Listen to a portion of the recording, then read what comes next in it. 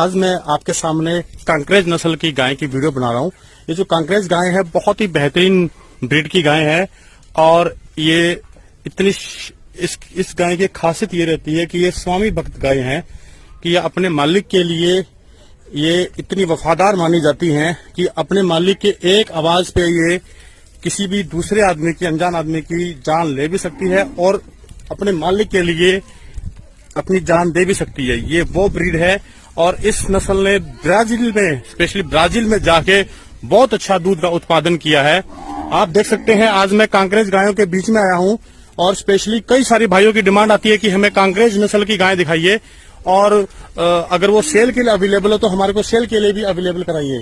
तो मेरे भाइयों, स्पेशली आप भाइयों की रिक्वेस्ट पे मैं ये कांकरेज गाय की आज वीडियो शूट कर रहा हूँ। आप देख सकते हैं कि यहाँ पे चारों तरफ जहां तक नजर जा रही है वहां तक गाय ही गाय हैं, प्योर कांकरेज नस्ल की गायें।